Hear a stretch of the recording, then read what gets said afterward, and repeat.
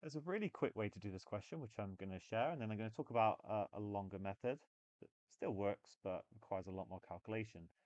So we're told that we've got a right-angled isosceles triangle. Therefore, this is 45 degrees, and this is 45 degrees. And this is also going to be 45, and this is, and actually that is. So there's lots of 45 degrees isosceles triangles going on.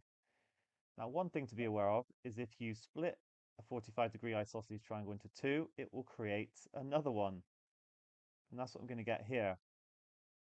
I should also say it must be that YSP is half of the square.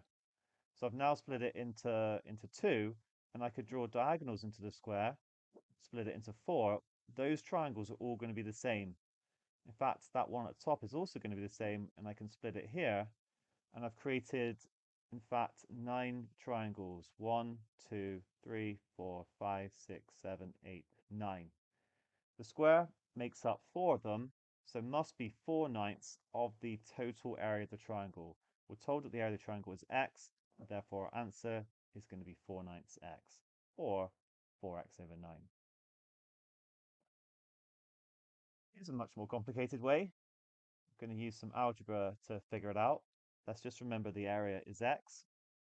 Or we could say that this length here is, for example, a. And then this is a. And I could make the same sort of arguments and say that this is a, because this is half of the square, like I was talking about before. Now, what this means is I can work out py in terms of a. It's going to be a squared plus a squared square rooted, which is square root of 2a squared, or root 2a. And up here, right, this length is a. Now, when you have something like this, a and a, you just get root 2a. You just times by root 2 essentially. Whereas going the other way, you would divide by root 2. So I can say that this here is going to be a divided by root 2, the xp length, and this one here as well. Okay, if you're less sure about that, then let's prove it. So we could say this time that this is a. I'm going to call these two y. Then y squared plus y squared, or 2y squared, is going to equal a squared. That means y squared is a squared over 2, and y is a over root 2. And now I've created the base and the height of the triangle in terms of a. So the area is going to be a half times root 2a plus a over root 2 times root 2a plus a over root 2.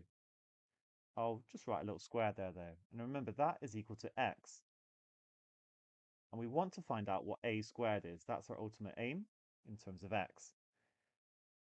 I can put this over a common denominator of root 2, so I end up with 2a plus a all over root 2 squared is x. And then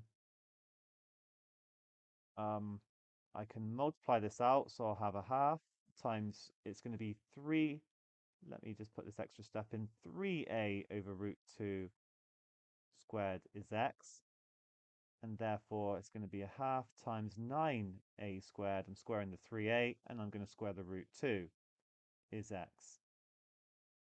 Very nearly done. 9a squared over 4 is equal to x, and therefore a squared, the area of the square, is going to be 4x over 9.